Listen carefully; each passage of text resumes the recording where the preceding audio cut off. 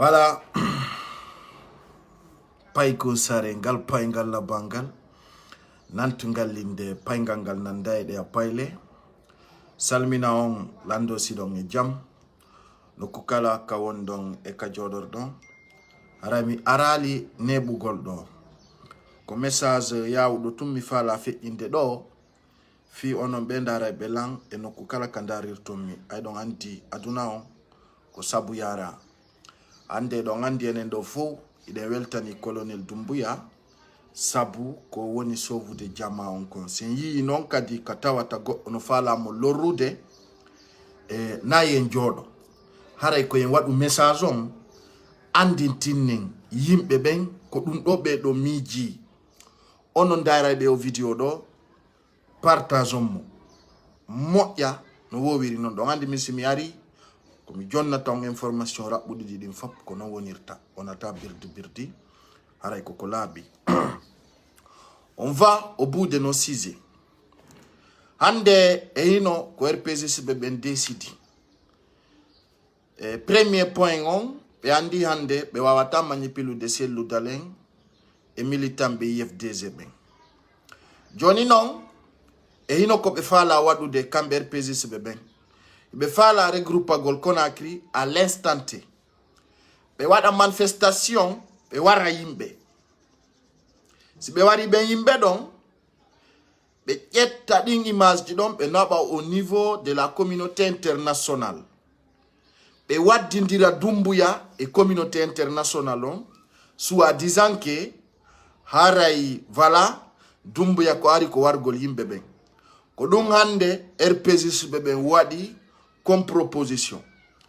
ko ɗon on mi interpellata ministre de la sécurité on et à chaque moment de l'intérieur à l'extérieur comme toroto tous les membres de CNRD de ne pas minimiser cette message fuɗɗori Kankan Beyla Zerekore Masanta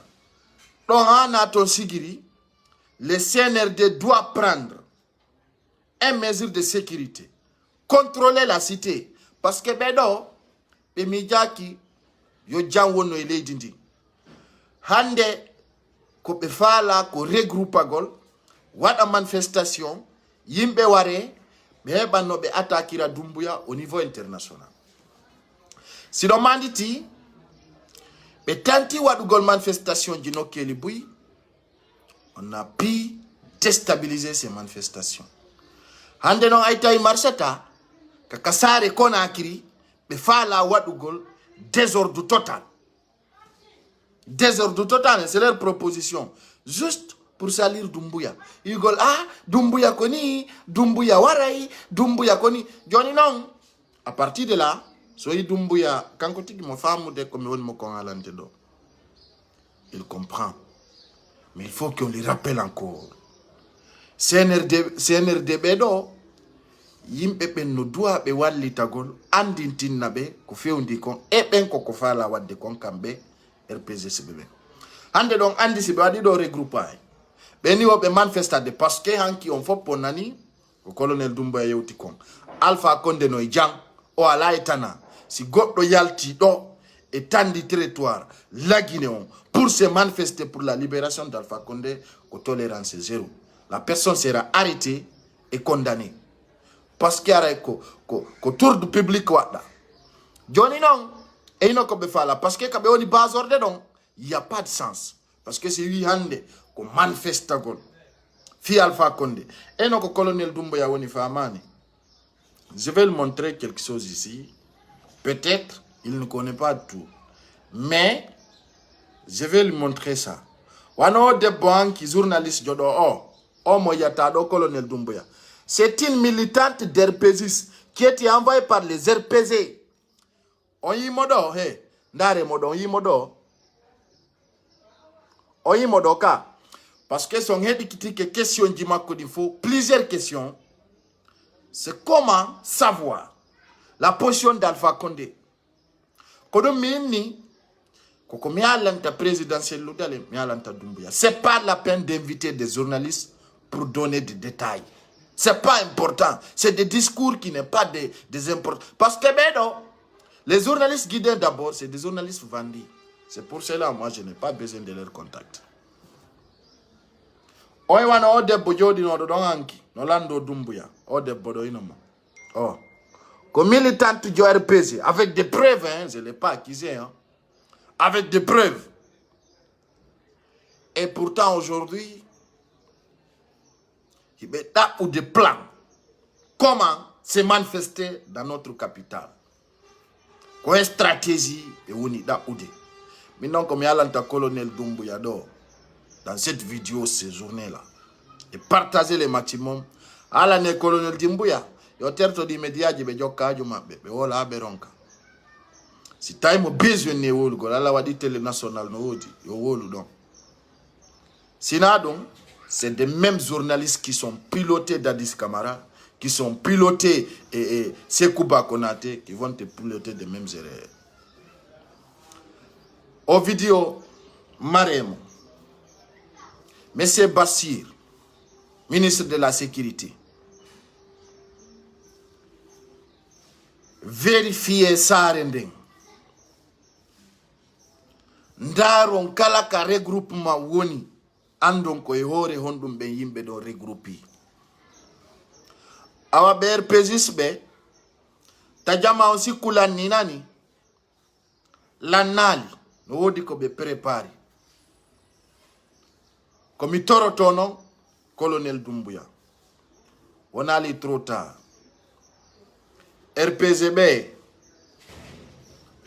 ndarambe faire nani. Il faut te préparer pour ces personnes-là. Parce que bébé midana qui m'a commoudi. Et puis, comme wola ta konfu, c'est comment Dumbuya va échouer, c'est comment Dumbuya va perdre, kodun tu woni kambe ka esprit mabbe. Kodun woni ka idée mabbe. Kodun woni mental mabbe on. Jamais Dumbuya réussit. C'est-à-dire leur problème c'est comment Dumbuya échoue. Mimi anda ko mental hondumbe mari quoi. Billahi wallahi tallahi. Parce qu'aujourd'hui, moi je ne parle pas au nom de l'IFDZ. Mais aujourd'hui, quand Dumbuya arrive à réussir, ça a l'intérêt pour tous les Guinéens. On va amener. Mais le problème est qu'on ndaru goltung, qu'on honno et guerre data Dumbuya échoua. C'est-à-dire que gol Dumbuya pour qu'il va réussir. Wana walu gol Dumbuya fi no transition on fait ira. Na do ni problème mabbe on e. Problème mabbe on fop ko nous planifier ten Dumbuya perda. Ko dum dom e marika esprit mabbe. E ande non mi fait ina o message do. Mi ala na colonel Dumbuya hara yo prépare moja. Wabbo nyande kala nyande. RPZ typique hore lawol Conakry. Wiugol ko manifestation pour libérer Gol Alpha Condé wana ko loybe mi jinde nyande aray ko be fala ko yo yimbe nange yimbe piye yimbe soke wobe ware be heba non point ko be fala ko e no ko be fala ko si yimbe be warama be ara non be wola be na ino ko me wino be ya au niveau de scène international be ya e dumaji bui be yaltina ko nini ko dumbe woni plan fide joni non. Avant que ça soit trop tard, Kodo mi alanta colonel Dumbuya de se préparer parce que Kodon what est un pidgin alerte atono hewtude. Kodon kala yido video do andu do no yidi Dumbuya sendu tu video on fiyo be endo mo parce que donc anti balde no fe et avocat noir yewtu no do fifo immatricule. Kodon min déjà aujourd'hui je suis très content kala comme il fait incapable ando. Et les cadres, les membres de CNRD m'écoutent et ils vont aller vérifier. Sondari, depuis quand comme un fi au faux immatricule do, auto immatriculade, fenande, et der sa Conakry den, CNRD ya on vérifie. Bendari betaille ko gonga kadi avec des preuves. Beyai bendari betaille ko gonga, il y a des véhicules immatriculés, des faux immatricules. Des faux immatricules. So ime hal no dun don e kambe tigi be yi be tay ko gonga be tay na fenande ils sont pris note bandi way ko pay ko sare woni ko wolde capaz makko il parle pas au hasard hein? Il parle pas seulement pour parler. Et aujourd'hui il y a des personnes qui posent des questions. Comment ce petit là gagne ces renseignements? ko feƴata ko lagine ko ɗo walata ara ande musidɓe surtout en wiyata leñol kono enen haray immoɗen wakkiloɗen hakkunden e Allah si Doumbouya échoui haray ande pay kon sare échoui parce que ko ɓe miijanimo kon wana ko laaɓi annon e min hiɗen andi hande ɗon andi haala RPG heɗaka woni ka réseaux sociaux woni ka radio ji woni ka politique ala ka ɓe heɗa joni noon ay ɓe heɗaka ko probléme ɓe woni addude leydi ndi ɓe falama regroupegol yimɓe yoɓa ɓe fiyo ɓen yaltu manifesto ɓe ware joni noon hande ɗum waɗata ko ɗo mi noddata monsieur Bassir Diallo ministre de la sécurité on haray hande kadi ko mi toroto CNRD min mi ala droit wigol ta RPG yitudu yewta fi parti maɓɓe on kono kala ka ɓe yata kala ka ɓe regroupoto yo CNRD naɓu délégation aynitowoɓe sina ɗum ɓe amata wargol ton journaliste ɗon andi assemblée maɓɓe feƴƴuɗo on ɗo ka ɗum ɗon aduna on foppu yi ɓe pi journaliste jo haɓe falamo warde ɗon andi le 17 novembre ɗo Damantan Albert e honno wiyete e ndu bandiru ɗo kadi wiyete Darmaro iɓe habba ka tribunal par ce que fo no andi foppu no andi ko feƴƴi kon non joni noon hay waɗugol ɗo assemblée RPG CNRD o wattu yila e munde sina ɗum ɓe amata wartidirde nder ton juste fiyo CNRD ɓu probléme par ce que ɗon andi hande ka fewdiɗen ɗo Allah dandu catastrophe lagine Allah dandu goɗɗo warede lagine Allah dandu déstabilisation de sécurité haray ɓe heɓi ka ɓe ɓarora ɓe wola fi Doumbouya ko boni e ko moƴƴi donc musidɓe fulɓe haray ta goto weddito haray immoɗen anditen Allah tippota ko walla en mi wawata wiide ye yiɗidir kono wolidiranen gonga si yimɓe wolidirani gonga ko neɓi be ñande goo ɓe yaaday ɓe famodira par ce que o aduna kala mo fenanɗa on tigi hutotoma e kon woni o réalité CNRD on duwaka wedditade minen meɗen andi probléme lagine on wana selludalen foppu no andi selludalen ko toñaɗo hande noon no mi andintirno noon jama on galle selludalen ɗe wana ko memete sabuna menen meɗen andi koni kon feƴƴude nder ton ɓe fuɗɗino ɗo wigol c'est domaine de l'état koni walla koni alhamdu minni on ko fenade galle selludalen memetaki par ce que probléme o wana selludalen ka selludalen woni ɗon c'est pas un problème lagine no janɗi kono yimɓe ɓen ɓe nana e pourtum ɓe immodda e bape na kan ala deƴƴi hande ko goɗɗum go fewndi donc dans ce cas jama on fou yo immo hiwen hoore men ka leydi men ta en jaɓu un petit clan qui a dirigé pendant 10 ans qui a mis un catastrophe sur nous les enfants de ce pays ɓeɗo kadi yiltito haɓɓito kadi bonnay koni ko moƴƴude ndaare tun ko ɓe wolata kon ha lagine e malbare lagine koni ni ɓe yaade ɓe fena ka Sedia o par ce que so nani ɗo Sedia o no inna amene meɗen fala addugol intervention soit 10 ans que lagine ya en malentandi ɗum fo ko RPG woni windude ten lettre ji e mail ji naɓana ɓen harale ko penale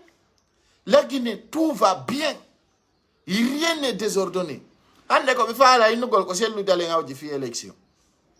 harale ko penale ko kamɓe faala yo selludalen wolu fi élection fi proposition selludalen no jokki haaju mum min gas ko mi wonno selludalen hay assemblée virtuelle tertoto mi jokka haaju am deƴƴa hokku mi croise bras mi akkida guinéen e destin mi heɗo ay ko si sellu wowli goɗɗo wiya be walla se si selludalen deƴƴi ɗo lewra nanta opposant jo goto no wola si selludalen fanki put hara ko yontere goto wolata fi politique lagine ni si selludalen jooɗi ke 2 semaines 1 mois o wowlali fuu si rien absolument ko hakkuni Allah goto wolta ɓe deƴƴa yok ko si selludalen wi ka assemblée virtuelle to be faɗɗi janggo ɓe yalta ɓe yiyatto se joni noon ɗo ko Allah sortidiri en e RPG jonno si be mija ni ke dumbuya ko boni be fala mo nadude catastrophe en jodo tako enen ko ndu marden ko ware wiyen dumbuya awa ko dun do be mijanima ko dun do be fala wadde awa immonani awa préparo parce que donc andi pijidin enen ko buttina no en leydi ndi fawa en jang hara en piyetaki en lettetaki ko dun tori den selludalen ala problème selludalen ko neddo Allah himo andi ko na Allah fo ko fenade si Allah no yebi mo laamu o hendo to lagine yalta mama diepem rien absolument don na ko le ya koronti de don na yugol ko kole ya koronti selludalen il croit au bon Dieu donc on a neddo al yahuda non on va mener je comprends les choses kono ande tout le monde tente à utiliser selludalen c'est ça qui me fait mal aujourd'hui. Selludalen doit savoir que on peut plus l'utiliser comme avant. Ce qu'il appelle les amis, c'est ses ennemis. Ramusipe ay dongandi esaji dinfo si en wodi ko hendi den ko labi ko ma are wenki tanen jama sabuna hande dumbu ya ko gido mede mimmo inni dumbu ya ko ganyo pullo minnete a ko antigi woni ganyo pullo sabuna aduna fo wolata ko yo be wolu wobbe jento hande pay konsare ala pirude fiyo wonu ministre hande pay konsare ala pirude fiyo nodde lagine ya golla e poste walle jonne via kono hande revu men ngongenen do wana ko nyamen ha maye walla ka walo den ci tay ko do mi do wa yobude do 70 mi wona do ami maya san mi diri en alla mari ko mi nyam mais hande si gine njong hettike ayi mo en l'aise hara yida manda mo welti mo woni free hara bernde ma wali ka jokki vima wada projet ma tu vois mais quand on buri sattude konde mido yiya ber pesisi be no darani dumbuya jemma nyalor ma bimbe kikide yore fenane pour leurs intérêts personnels parce que hande be wino kambe dumbuya ko be wadi dialogue dumbuya wi be dialogue on idengere etay don na solution be kadi o dumbuya o joni be tandani dumbuya jungo dumbuya o be tandana mo jungo yore on e jonna e mo mbudi ka be jonna e mo projet be tay dum marsata hande kadi wo be fala plan fi gol manifestation en Guinée o fi yo yimbe ware be naba dungo niveau international ay fi mabbe danike awa mi ala na onno ko general El Sisi o si dumbu ya nangale o meddi mo ko babba e lebbi arat ko lebbi di pet be accitimo o hettata akil parce que don andi no wodi to yimbe tawbe ils sont tellement retard be jettino selludalen soro mabbe be sikka kala ko be woli selludalen ko dum be wolata yore CNRD Allah yeso do seda 6 janvier nati on YPG on tawa la Guinée ko dalle zorto parce que la banal on tawa nyande don alpha konde ka tribunal ara mo ara nyaawede ko de nyande la bantaw ye si goddo kadi yalti manifestike wareta ke kono kala nangado anebo yayde anebo yayton parce que il faut que les gens prennent des exemples kono woni dum be yo terto dumbu ya les alla jonni mo lam o wakili ke riski anana be hinna dumbu ya waduni watitirni ara kambe jonni mo lam donc ce que je vais vous dire RPZ ben be fala manadude albala onjano e leydi la Guinée ndi donc andi be sunni marché on sere ko refo no andi dun no renouveler manni foppu no andi ko kambe sunni marché on piji buino wadde ni la Guinée catastrophe ji de ngandi ko kambe woni wadde kono ay dumbuya kanko o yida goto mono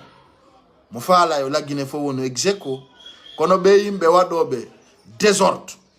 har ko anda be ko flagrant be do ko wombe wadgol désordre ande kadi ko halda ko tolérance ala ko mi toroto do citoyen be ben ala wadi ido ngandi ko woni ko fekkude ka leydi men ide ngandi ka yaltuden don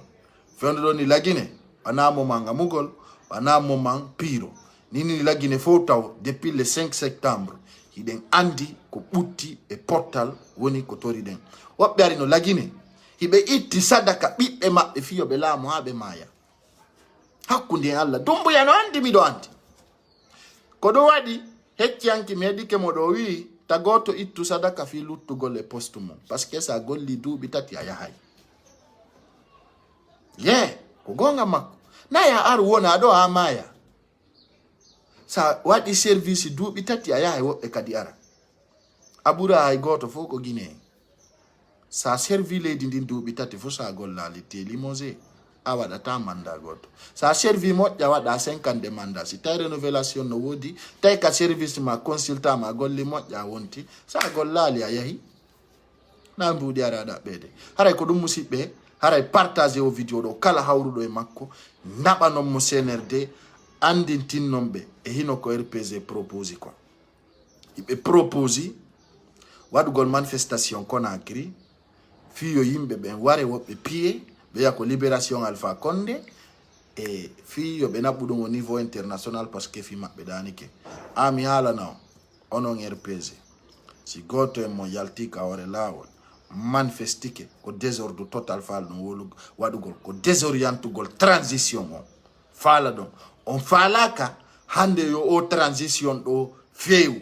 on faalaka hande yo transition ɗo laaɓu so ndaari hande musidɓe Sékou Ba Konaté malgré ko waɗi kon fopp guinéenɓe ɓen ko o woni sabu guinéenɓe ɓen wara kon fopp yonali mo ay o haylike France ɓe fu sali ɗiɗije makko on yi kadi ko woni yaltude o wola kon malgré ko guéri kon fopp ɓiɓɓe Guinée ɓen malgré tout ce qu'il a fait aux enfants de Guinée ha ni kanko Sékou Ba Konaté mo mari ko wolo ay a jindi France ɓe fusalima ɗiɗije aray kadi wola si kadi alaji ɗo kono no gasa nyande go a fotta e ɓurɗo ma fetude hande kayna général d'armée de ka simple citoyen voilà ɗum yo laɓane de bandits cons comme ça là qui veut guider Doumbouya dans les erreurs ko ɗum woni probléme guinéen si ɓe yiiɗa risisi ko ɓuri fanɗude non eyno probléme yimɓe ɓen quoi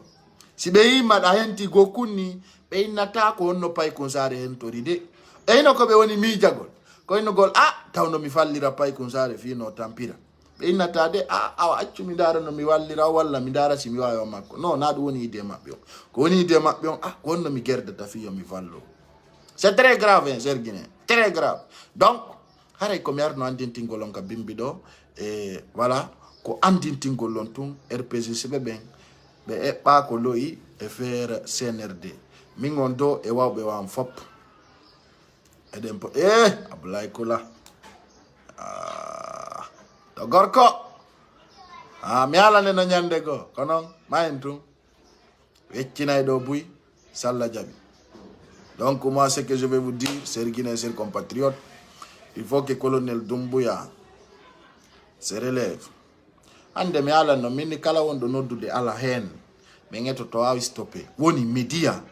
woni blogueur influenceur woni kala ko watta si tawi an ko noddugol fiyo guinéenɓe ɓen haɓo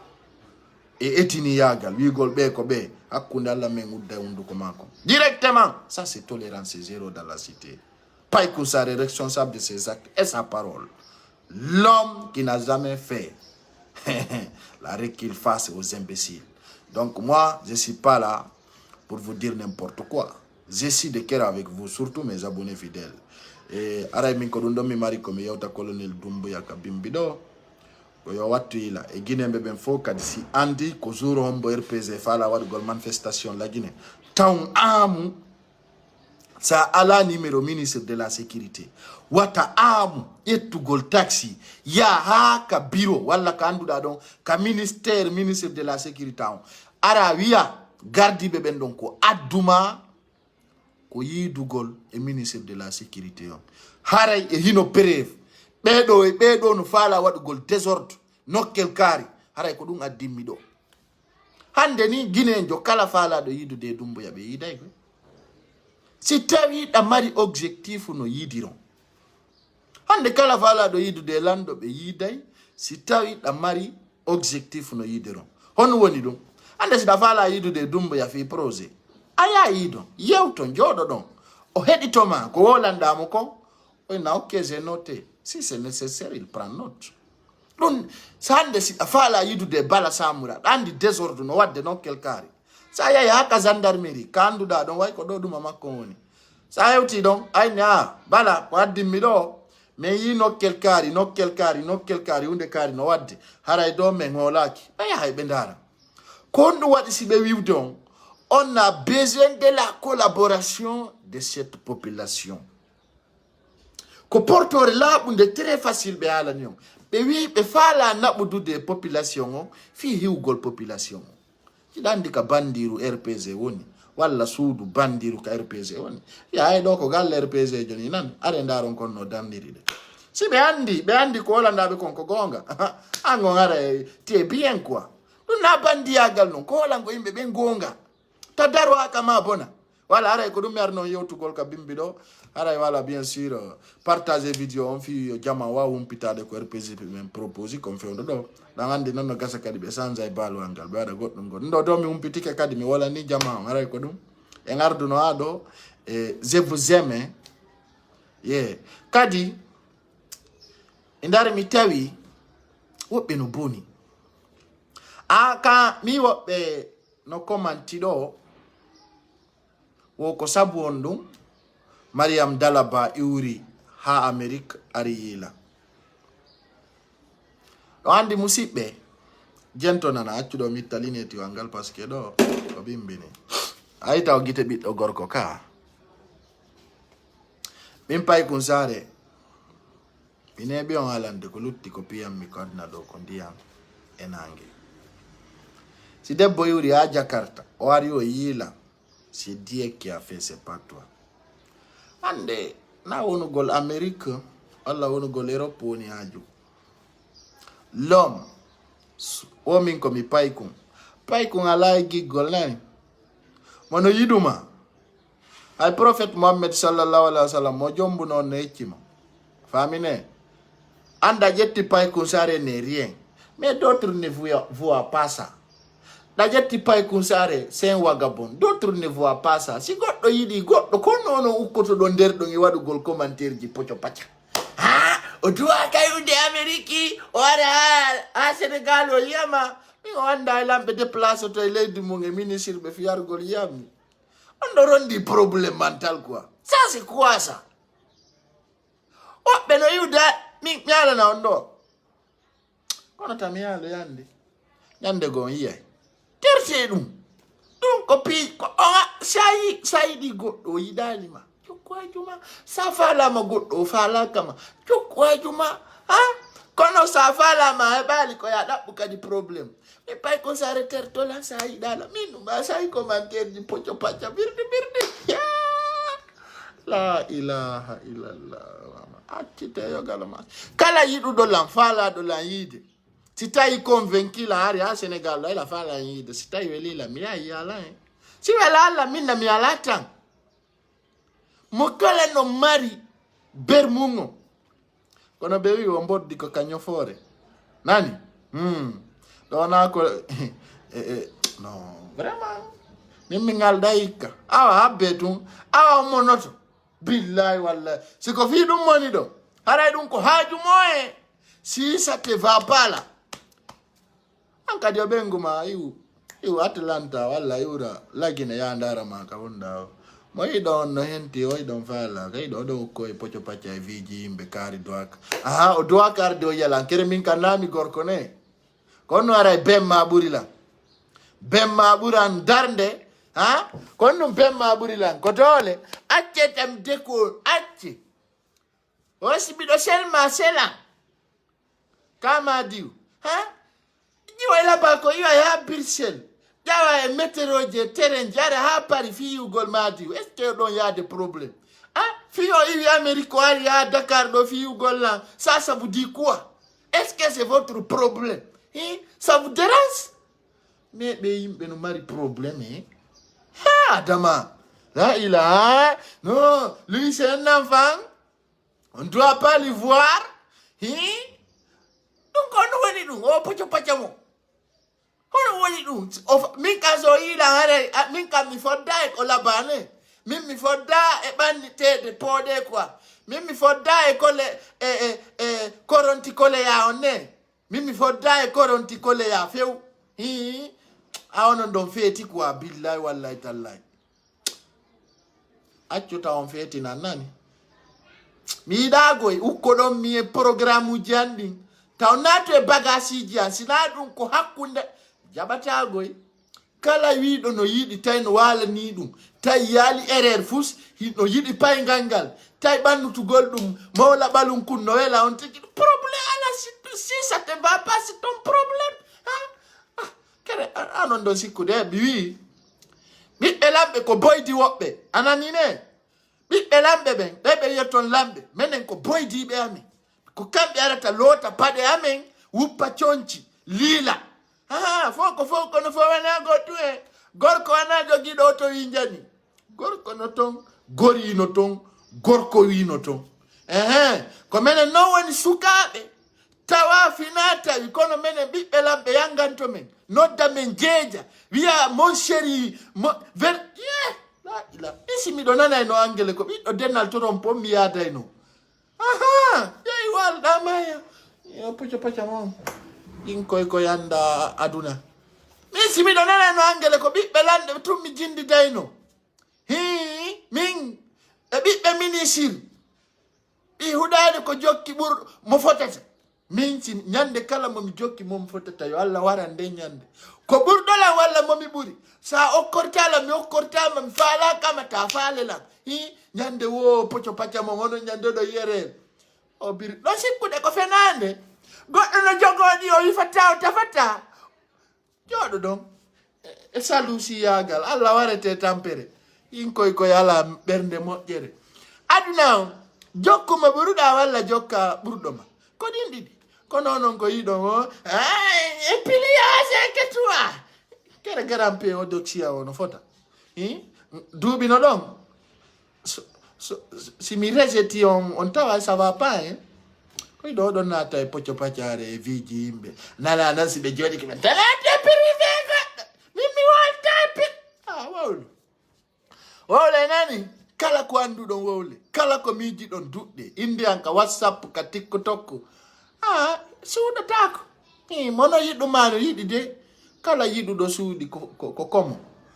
miɗo wonan mana marama dalaba mo wi wana ɗum ko haaju mum min ɗo miɗo wi miɗo wonani kala yiɗuɗo lami tawi hino yaadi tawi way couleur on ko naturel voilà na birdi tawi no walanima sina faala de min miɗo andi jiwɓe ɓe wona Europe ɓe jomba goɗɗo Afrique ɗo hala ɓe iwa e toon ɓe ara ɗo ɓe régila ha tuma faala o tuma vacances woni o ɓe yaha anana goɗɗo no wowla ay ko min yangantoɗo daron ɗo goɗɗo yiya yiɗa wiya anga yiɗa nalan ɗum la ilaha illallah adama no o duwaka yaade o yida e paykum saare o tippini hoore makko paykum ɗandi ko duuɓi jel mi woni haylodude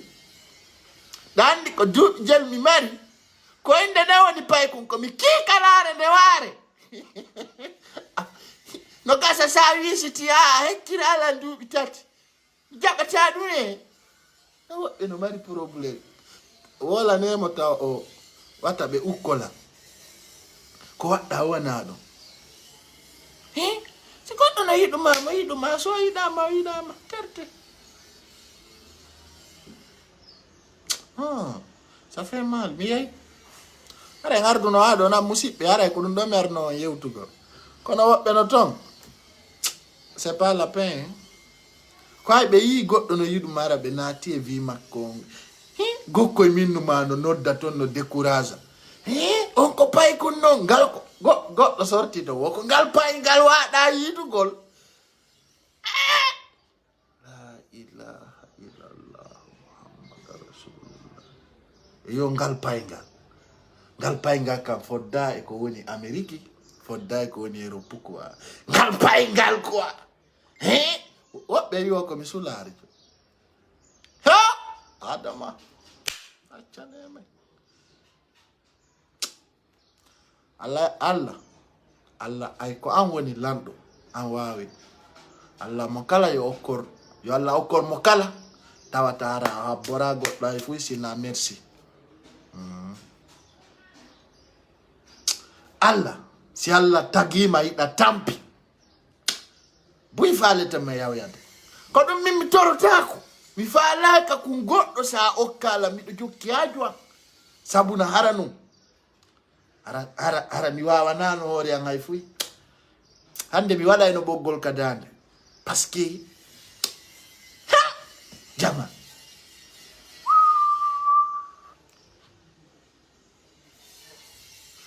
pay ko sare fodda e ko rawni kon e ko henti ko ko mi yaw no hatta mi hude wo ko fita jama wi mi do boni sina dum mi hudete no kuddi bini huda e pi min si mi hudi goddo nangay net si mi hudi ma perda e golle hakune alla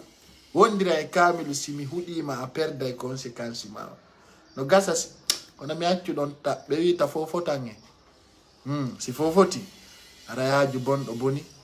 donc ko be tamo kala jokko aaju mum sina dum hara e prisonnier jo waywa Ousmane Nyelo kono mimi mi janaki mako boni awi mi fodda e o anka ile fodda e makko anda an hay an fodda ando wiuda do ando mi jitda wiida me fodda anno mo anda fi mum mi yai few don le dongo don sina alla sali si alla jabi woday ko filla kawayno ndira don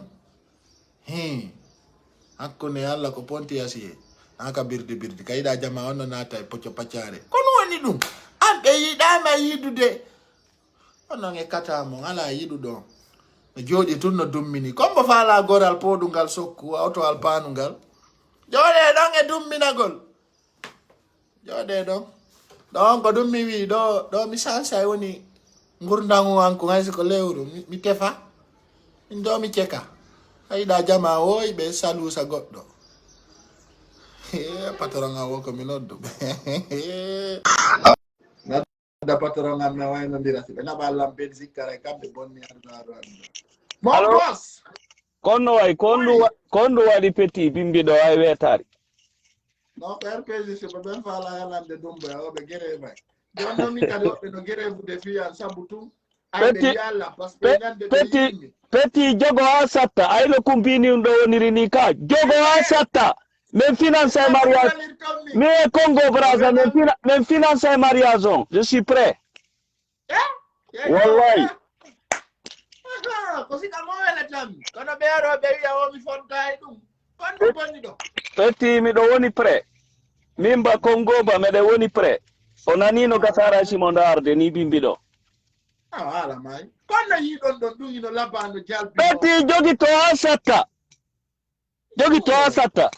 ko turki tinno ndey gungu narde yeso eyo kasi kam wala mi o min before dai ko renti ko dare dum no jalpirino no yaati no laba no way nora jogi to asata jogi to ro kumbini undo ikunka ni tama asata do susta wolde wala no petit jogi to asata wala jogi Pido gorko na ya uluredu sonna ben sibe ari wadu ni jogito da asata si goddo go ari hela ko den petit avami dunga welirtom mi patron ala na ya ulu fui wala kono wayto meden Dakar nani no andir don no molaba jogito asata petit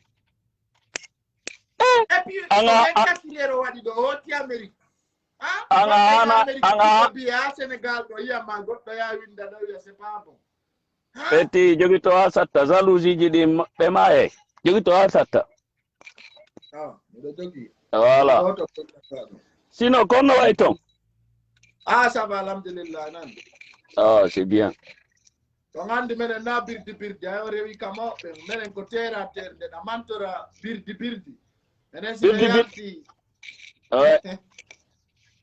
ara ko dum bubi ni kano no bubi fendo ka buba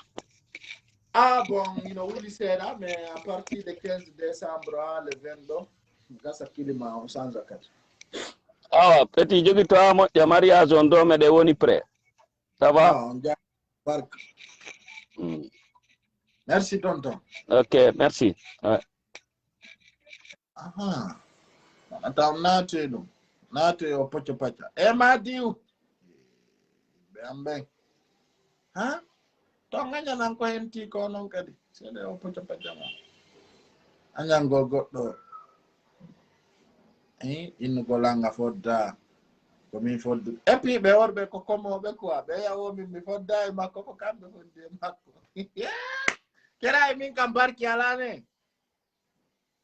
Min kan mi fodda ko laba. Keyande no yendo madi wara kanko wajola.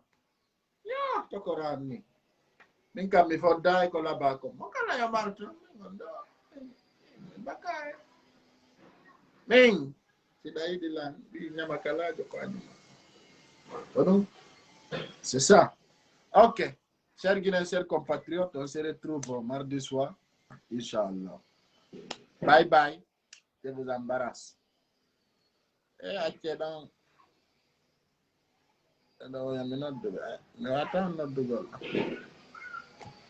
Nani, Kodo? Kono fo demo, Imokamon. Nani? Menkang, mi fo demo. Ayara min. Au revoir. Ciao, ciao.